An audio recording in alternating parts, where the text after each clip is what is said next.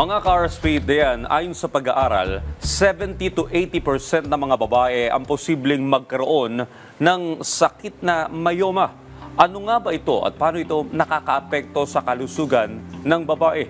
Yan po ang ating alamin ngayon dito sa Say ni Doc. At kaunti po niyan, makakasama po natin ngayon si Dr. Anafe Orbigoso Gloria, isang OBGYN. Magandang umaga po, Doc Anafe. Welcome back po sa Rise and Shine Pilipinas. Good morning. Magandang umaga, Rise and Shine Pilipinas, and magandang umaga, Dayan and Audrey. Para po sa kaalaman ng lahat, Doc, ano po ba itong myoma? Oo. Ang myoma ay isang abnormal muscle tissue growth. So, sa loob ng matres o uterus, no? So, isa itong tumor na tumutubo at nagmumula sa ating bahay bata o matres. At nangyayari nga ito, tulad ng nabanggit nyo, sa almost 80% o kaya ay 8 out of 10 women. Alright, Doc, may iba't ibang uri po nitong myoma at ano po yung pagkakaiba-iba ng mga uri pong ito? Ang myoma kasi ay nagsisimula nga sa matres, no, sa muscle. At pag tumutubo ito, maaaring ito ay papaloob, no? Yun yung tinatawag natin na submucosal. O dun siya nagsistay sa muscle pero ini-stretch siya yung muscle, intramural, o kaya medyo umuusog siya palabas, yun naman ang tinatawag na subserous. At maaari din ang myoma ay tumubo sa ibang parte ng katawan, no? Minsan, bumababa naman to sa kuhelyo ng matres, yun naman ay tinatawag natin na cervical myoma. Well, Doktora, ano po ba yung age na kadalasang tinatamaan kagad nito? Ano po ba yung mga sintomas nitong myoma? May pagkakataon po ba na walang nararamdamang sintomas ang iba o iba-iba yung sintomas na maaaring maramdaman? Depende sa kung anong uri ng myoma meron ng isang babae. So, tulad nga nung nabanggit natin, no, iba-ibang klase siya. Ngayon, kung anong age group, kadalasan nangyayari ang myoma o mas nadadiagnose ang myoma dun sa peak ng reproductive age, which is around 16 to 44 years old. Pero nagsisimula na ito bata pa lang at unti-unti ang paglaki nito. Ngayon, habang siya'y lumalaki, ang una niyang kadalasan din na dinudulot na sintomas ay pagdudugo, lalo na pag ito ay malapit dun sa tinatawag na lining ng matres. Ngayon, kung ang paglaki ng myoma ay nai-stretch na yung muscle ng matres, no? Habang lumalaki siya, maaari din siyang mag-cause ng pressure symptoms, no? Kasi para ka nagdadalang tao, habang lumalaki siya, dinadaganan din niya yung ibang organs dito sa sa tiyan natin at bumibigat. So, yun yung nagdudulot ng pelvic pressure, no?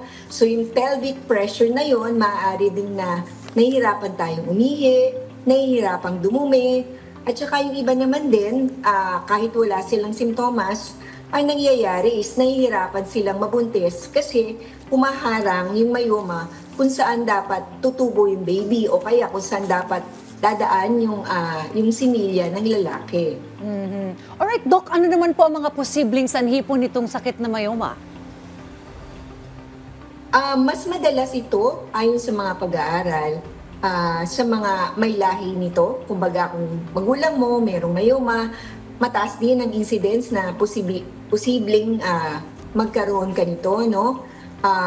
Bukod doon, may mga pag-aaral na depende rin sa lahi. Kunyari, mas madalas siya sa mga maitim, mga blacks comparing to Americans, no?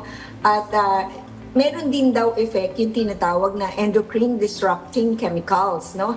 Yun yung mga chemical na maaaring mag-induce ng growth ng myoma, yung mga sa ating mga kinakain, pinapahid sa katawan, no? Although may pag-aaral din na yung mga nagsisigarilyo hindi ganun kadalas magkaroon ng myoma. Doktora, pagdating naman sa treatment, ano po yung mga options na meron dito sa Pilipinas? Siyempre, i-address natin kung ano yung pinakasintomas, no? Kung pagdudugo, usually, yun muna i-address natin. Kung nagkakaroon ng anemia, bibigyan din natin ng gamot. So we start with the medical treatment. Lalo na kung ang gusto ay i-save o hindi mo na mag-opera. Kasama din doon yung mga hormonal treatment, no? Nagsa-start tayo sa mga injection ng hormones o minsan yung iniinom na hormones, no? At saka pa lang tayo magre-resort into operation. Ngayon, in terms of operation o sa pag-opera, kung tatagalin yung mayoma lang o yung matres, depende kung anong edad ng pasyente, depende kung completed family na siya o ayaw na niyang magbuntis, at syempre depende kung anong desire ng pasyente. Ngayon, yung pagbukas o pag-opera, maaari yan na pagka nasa loob lang siya ng uterus o yung sa mucous myoma by hysteroscopy, no? Maaari din yung laparoscopy. And then, pinakamadalas talaga yung open, meaning bubuksan talaga yung tiyan, tsaka tatagalin yung bukol. And then, meron na rin tayo ngayon na robotic surgery sa pagtanggal ng mga bukol. Alright, Doktora, I wonder may mga preventive measures na pwede bang gawin ng isang babae para maiwasan po itong myoma? Yun, definitely, hindi natin masabi. Pero syempre, palagi namin binabanggit ang healthy lifestyle. Baka sakali na mapigil natin yung effect ng mga endocrine disrupting chemicals, no? So, meaning avoiding mga processed food and be cautious to what you apply to your body, no? It has to be more natural or organic, no? Even your hair products, your makeup, or what so. And then, of course, maganda rin talaga na tayo ay nagpapacheck up para nakikita, maliit pa lamang, kahit na wala tayong sintomas, no? Kahit na once a year man lang, bumisita tayo sa ating friendly OB-GYN para ma-assess kung ano yung mga risk factors at saka kung ano yung mga kondisyon na dapat ma-prevent sa ating age group. Ayan, ugaliin magpa-check up para sa prevention, ano? Well, maraming salamat po sa lahat ng impormasyon na ibinahagi niyo sa amin ngayong umaga, Dr. Ana Fe Orbigoso Gloria, sa iyong libreng telemed para sa ating mga ka-RSP. Maraming salamat po. Maraming salamat din sa inyong lahat and magandang umaga.